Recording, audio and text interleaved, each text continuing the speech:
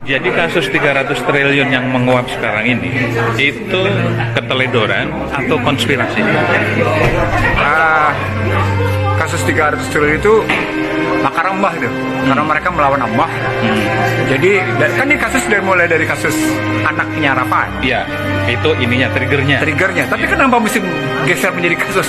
Kan karena orang kemudian ngebongkar kekayaannya Rafael Aluntri Sambodo. Kasus sebenarnya kan kasus antara si anak petinggi Ansor itu, GP Ansor, sama anaknya. Kok bergeser larinya kasus banyak? Makaramah.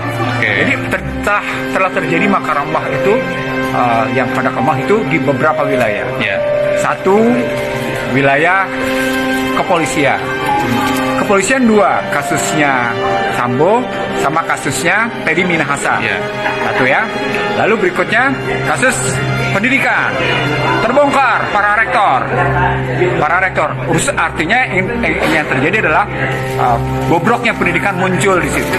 Kasus berikutnya adalah perpajakan dan cukai sekarang nih. Muncul juga kayak gitu. Lalu berikutnya juga muncul kasus bagaimana perpolitikan lewat yang namanya keputusan pengadilan negeri Jakarta Pusat. Kan kebongkar, semuanya kelihatan gitu. Apa poinnya? Poinnya sesungguhnya ketika orang teriak-teriak saya berbuat kebaikan tapi sesungguhnya terjadi kerusakan gitu ya, maka seperti pernyataan pahala siapa yang KPK Pahala Nainggolan bahwa begitu rusaknya yang namanya infrastruktur. Kan pernyataan ini jelas tuh bagaimana ceritanya. Yang kedua, kebocorannya juga tinggi. Nah, ketika diambil dalam struktur pembiayaan, siapa yang menikmati? Swasta. Benar nggak pernyataan swasta menikmati? Gampang. Pernyataan Sri Mulyani kita balikin bahwa biaya logistik tetap tidak bisa bersaing dengan negara tetangga dan tetap tinggi, yakni 23,5% dan kalah bersaing dengan negara tetangga. Selesai. Artinya kasus-kasus yang muncul itu Pak Ihsan menilai ini tangan Tuhan turun ya, karena mereka lagi nggak mampu mengungkap itu ya. Iya.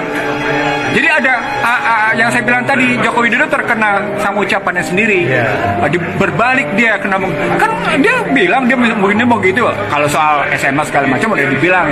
Tapi paling tidak saya udah ngomong duluan soal 7%, lo nggak akan pernah bisa 7% sebelum orang lain. Nah sekarang ini saya berpendapat gitu. Soal 35.000 juga salah asumsi. 35 megawatt. Listrik itu ya? Salah asumsi, dan itu saya ngomong dulu juga di media center DPR. Salah itu semuanya, dan sekarang terbukti semuanya berantakan semuanya. Itu artinya kembali lagi pemimpin itu harus punya kompetensi tadi ya. Iya. Jadi selain kompetensi tentu soal integritas ya. Kompetensi integritas dan paling tidak kejujuran. Kejujuran itu demikian luar biasa dibutuhkan pada seorang. Jadi boleh salah tapi tidak boleh berbohong. Jadi seorang pemimpin dimanapun dia boleh salah. Manusia tidak ada yang sempurna, tapi dilarang keras berbohong.